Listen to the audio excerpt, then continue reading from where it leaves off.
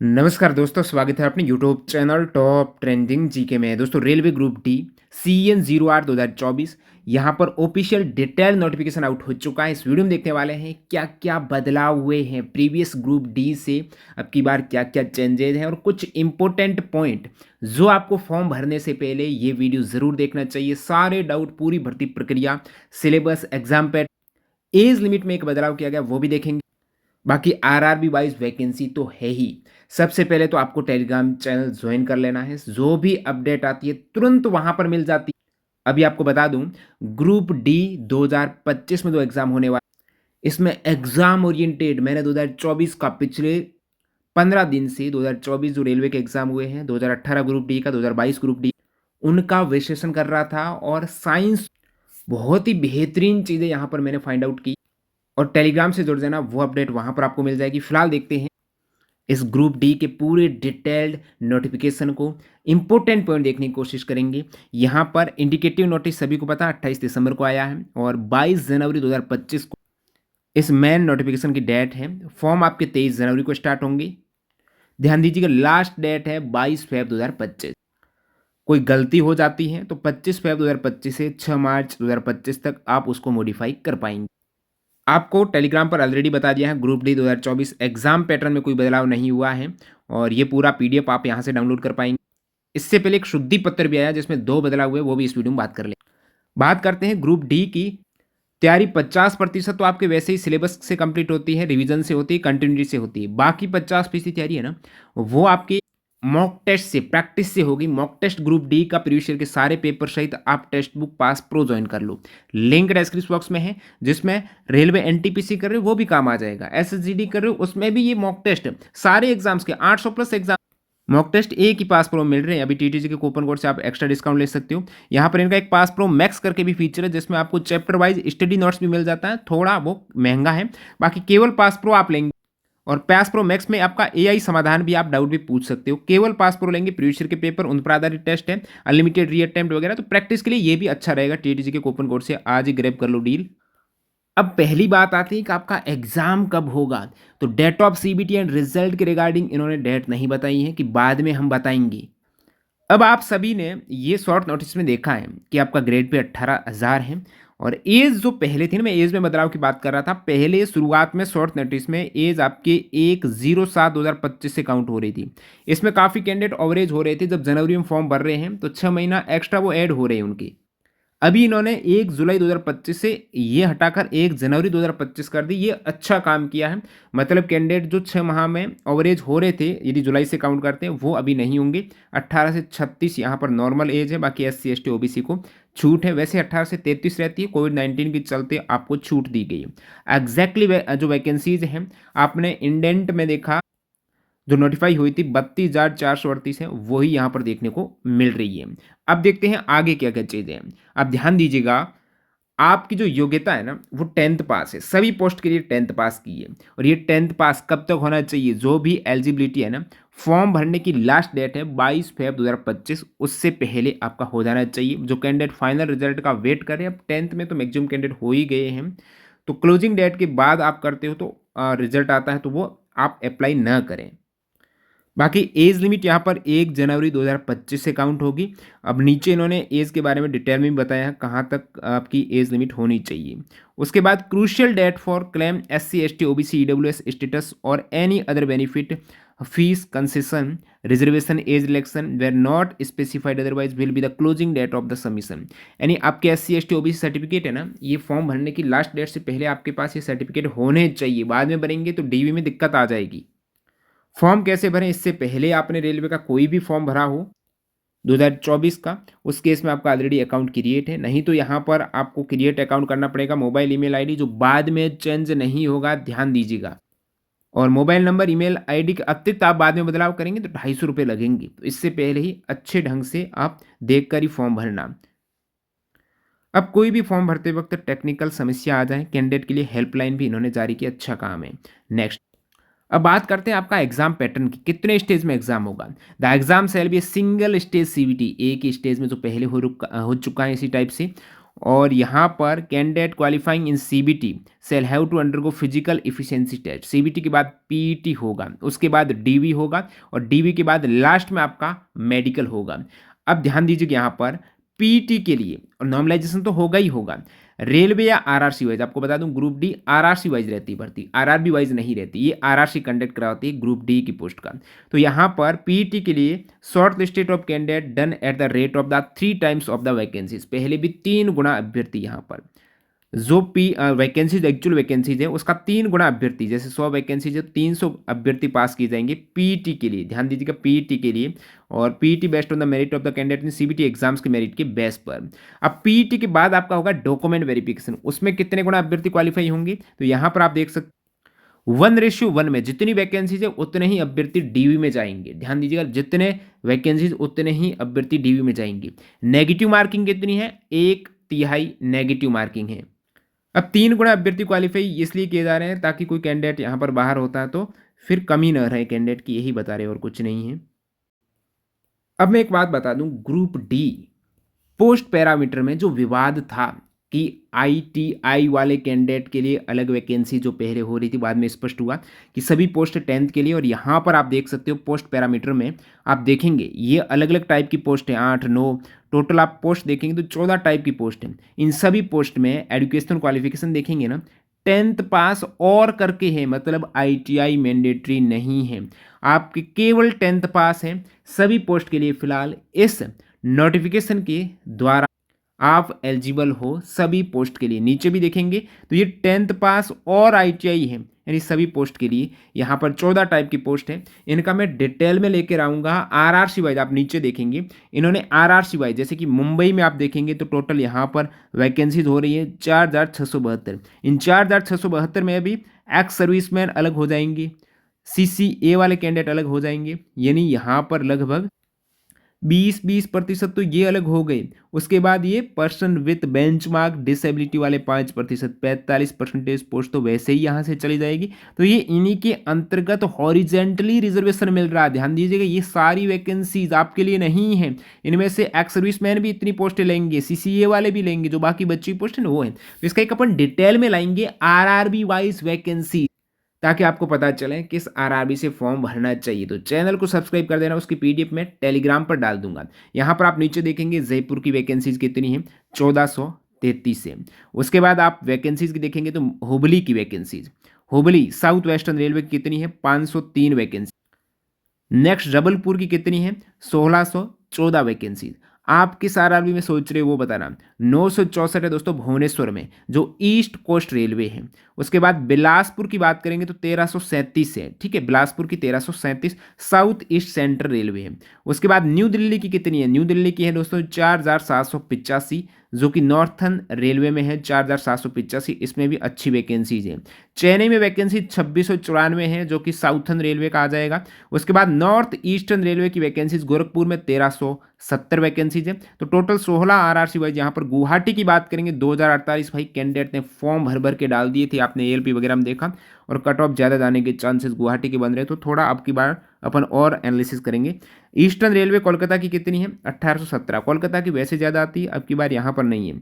Central railway Mumbai की 3244 रिक्तियाँ हैं। उसके बाद यहाँ पर हाजीपुर जो ईस्ट सेंट्रल रेलवे की है वो 1251 वैकेंसीज है। आप केवल एक ही आरआरसी से फॉर्म भर सकते हो, ध्यान देना, एक से ज़्यादा भरे थे पहले कैंडिडेट ने और डिबार हो गए। अब ये ग्रुप डी के फॉर्म ही नहीं भर पाएंगे। 2020 वैकेंसीज है प्रयागराज की north central railway. South eastern railway Kolkata की है 1044 वैकेंसी। हो सकता है आपको नाम जो कोलकाता का 2 बार दिख जाए क्योंकि अलग अलग आरआरसी है। साउथ सेंट्रल रेलवे ये आपका है टोटल वैकेंसी 1682। ये तो टोटल 16 आरआरसी वाइज आपने वैकेंसीज देखी। अब मैं एग्जाम पैटर्न की बात करूँ ना, ये देखो मुद्दे की बात, कंप्यूटर बेस्ड टेस्ट आप यहाँ पर देखेंगे तो एग्जाम ड्यूरेशन 90 मिनट है आपका। 25 क्वेश्चन जनरल साइंस, 25 मैथ्स की, रीजनिंग के 30, general awareness and current affairs, general awareness and current affairs अलग करके दोनों दिए हैं, तो वो हैं 20 क्वेश्चन, जिसमें लगभग आधे क्वेश्चन तो करंट अफेयर्स के आपको मिल जाएंगे। इनका देखेंगे प्रीवियस ईयर के पेपर के आधार पर। मेरे पास 2018 के और 2022 में जो एग्जाम्स हुए दोनों की पेपर पढ़े हैं, अच्छे वे से मैं उनका एनालिसिस करा रहा हूँ। उस आधार पर अपन जीके का पोर्शन देखेंगे। भाई कहाँ कहाँ से कितने क्वेश्चन आ रहे हैं वो मैं टेलीग्राम पर अपडेट करूँ, तो टेलीग्राम से जरूर जुड़ जाना। एक और इंपॉर्टेंट अपडेट बताऊँ आपको, मैथ्स रीजनिंग हर कोई कैंडिडेट कर देगा। बात आती है जनरल साइंस की और एनसीईआरटी बेस्ड। आप नीचे स्क्रॉल करेंगे, यहाँ पर मैं साइंस का बताता हूँ। General science, the syllabus under the shall cover physics chemistry and life science of 10th standard level. तो एनसीईआरटी बेस्ट आपकी साइंस है। इससे पहले 2018 के टोटल 130 शिफ्ट मेरे पास पड़ी हुई है। 2022 की, ये तो मैं ग्रुप आपको टेलीग्राम पर डाल दूंगा सारा, 2022 के 99 शिफ्ट है। अब क्वेश्चंस मिक्स हैं, जैसे ये सवाल आ जाते हैं जैसे आईएलपी में आपने देखा, पहला सवाल रीजनिंग का आ गया, दूसरा साइंस का डाल दिया, तीसरा मैथ का डाल दिया, फिर जीके का डाल दिया। तो उनमें से हमने साइंस के क्वेश्चन सभी अलग कर दिए, शिफ्ट वाइज साइंस के सवाल अलग किए। और उन शिफ्ट में भी एक बात बताऊं, चैप्टर वाइज किए। इस पर लगभग 70,000 का खर्चा आ गया।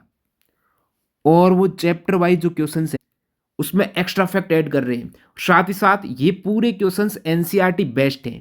तो एनसीईआरटी में हम क्या कर रहे हैं, 9th और 10th, उसके बाद 6, 7, 8, इन सभी क्लास की एनसीईआरटी को चैप्टर वाइज कवर करेंगे। और उन चैप्टर में पर्टिकुलरली जो सवाल पूछे गए हैं 2018 और 2022 ग्रुप डी के एग्जाम में, और क्या है एनसीईआरटी 2024 में भी एएलपी टेक्नीशियन में सारे साइंस के सवाल एनसीईआरटी से 9, 10 से, उनके सवाल भी चैप्टर वाइज की। और प्लस पॉइंट बताऊं, 2022 में ग्रुप डी में एनसीईआरटी एग्जाम्पर से काफी सवाल थे, एग्जाम्पर। तो एग्जाम्पर के सवाल भी चैप्टर वाइज हमने कर दिए। तो पूरी साइंस के 25 में से 25, यदि एनसीईआरटी चाहता है एक भी सवाल बाहर नहीं जाएगा, ये पक्का है। तो ये हम 26 जनवरी को स्टार्ट कर रहे हैं, साइंस का सबसे बेस्ट कंटेंट देंगे। इस हेतु आपको टेलीग्राम से जुड़ जाना, पीडीएफ वहां पर मिल जाएगी। काफी मेहनत लग रही है, तो ये सारा कंटेंट आपको कैसे मिलेगा वो हम 26 जनवरी तक आपको इन्फॉर्म करते हैं, टेलीग्राम से जुड़ जाना। बिल्कुल एग्जाम ओरिएंटेड चलने वाले हैं। अब यहां आप देखेंगे, पहले ही बता दिया नेगेटिव मार्किंग 1/3 है। और मिनिमम मार्क्स रहते हैं वो यूआर के लिए 40 है, ईडब्ल्यूएस के लिए 40 है, ओबीसी के लिए 30 है, एससी एसटी के लिए 30% है। और बाकी सेक्शनल वाइज मिनिमम मार्क्स का ऐसा क्राइटेरिया इनका नहीं है, 1/3 नेगेटिव मार्किंग है। और उसमें आप आगे देखेंगे मैथमेटिक्स का वही सिलेबस आप देखेंगे, नंबर सिस्टम, बोर्ड मास, डेसिमल्स। तो ये फ्री क्लास अभी चल रही है यूट्यूब। 2024 में चैप्टर वाइज पूछे गए मैथ्स के क्वेश्चन, इन सभी चैप्टर के, तो वो आप देख सकते हो, शिवानी मैम करा रही है। प्लेलिस्ट में डिस्क्रिप्शन में डाल दूंगा। और जनरल इंटेलिजेंस और रीजनिंग, इनके सारे प्रीवियस ईयर के जो 2024 के पेपर हैं ना, टेलीग्राम पर पड़े हुए देख लेना, उसको मैं आज दोबारा पिन कर दूंगा ताकि ईजी हो जाए आपके लिए। और रीजनिंग का वही टिपिकल रेलवे वाला। और यहाँ पर आप देखेंगे ना, general awareness on current affairs.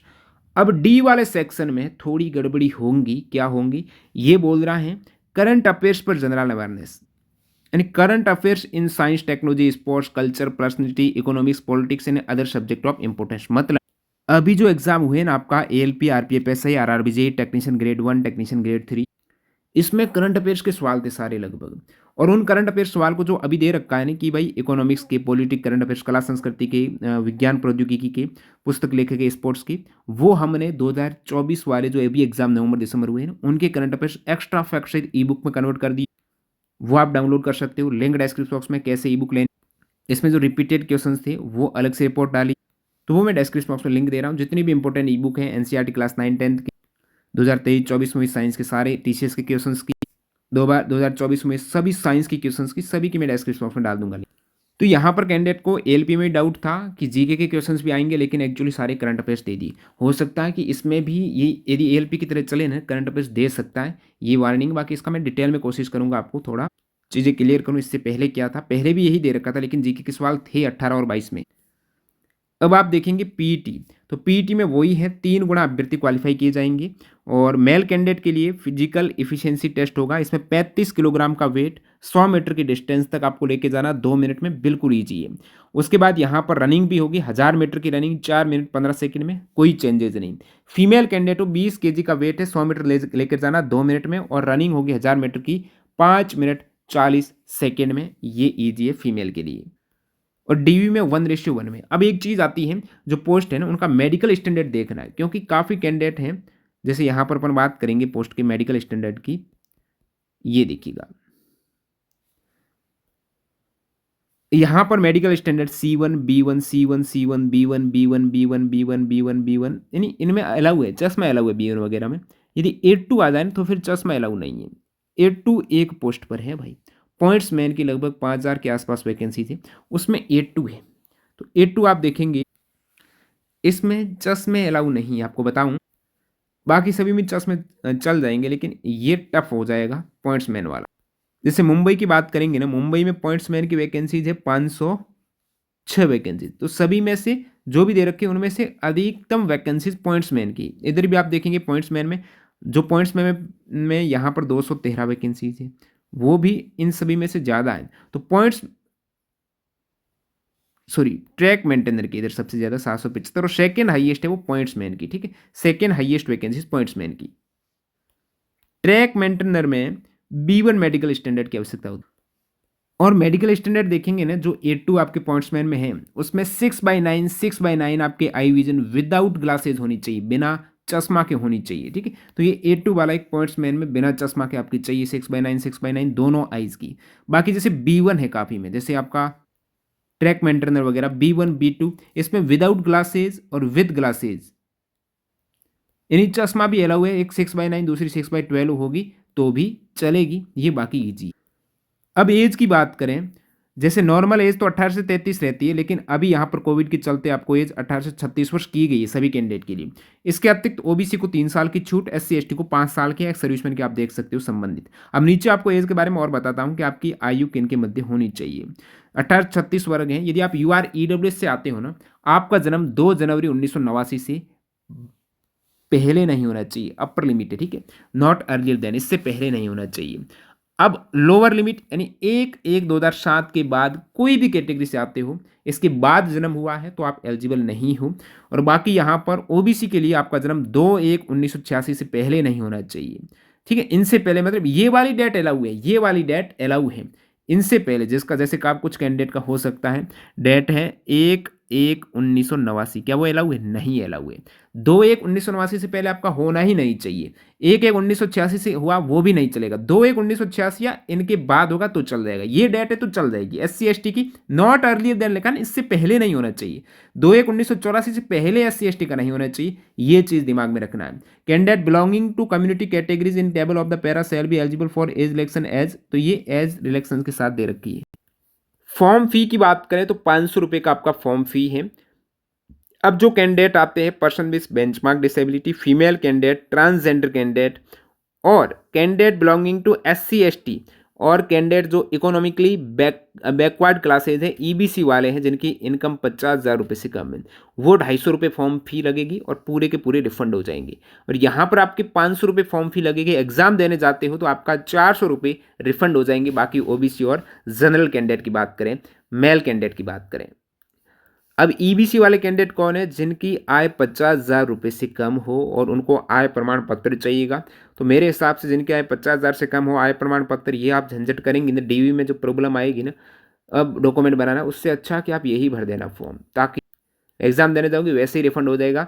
100 रुपये का तो खर्चा लगेगा, यहाँ पर भी आपका 100 रुपये में आय प्रमाण पत्र बनाने में उससे ज़्यादा खर्चा और आपका समय चला।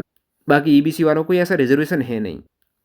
इकोनॉमिकली वीकर क्लासेस की बात करें ना, EWS की, तो फाइनेंशियल ईयर ये वाला रहेगा 2023-24 का आपका इनकम है 8 लाख से कम का, आपको EWS सर्टिफिकेट बनाना पड़ेगा। ये कंडीशंस भी रहती है, आप सभी को पता है। और बाकी स्टेजेज ऑफ एग्जाम देखेंगे, पहले CBT एग्जाम, फिर PET, फिर DV, फिर मेडिकल, ठीक है? जल्दी आपके समक्ष वीडियो आएगा जिसमें RRC वाइज अपन बात करेंगे कितनी कुछ वैकेंसीज़ हैं। टेलीग्राम से ज़रूर जुड़ जाना, जो भी अपडेट होगी सबसे पहले वहीं मिलती है। इंपॉर्टेंट PDF वगैरह जो आप ग्रुप D को टारगेट कर रहे हो, तो ये चैनल आपका टेलीग्राम ज्वाइन होना चाहिए। लिंक डिस्क्रिप्शन बॉक्स में। मिलते हैं नए वीडियो में। धन्यवाद, बाय बाय।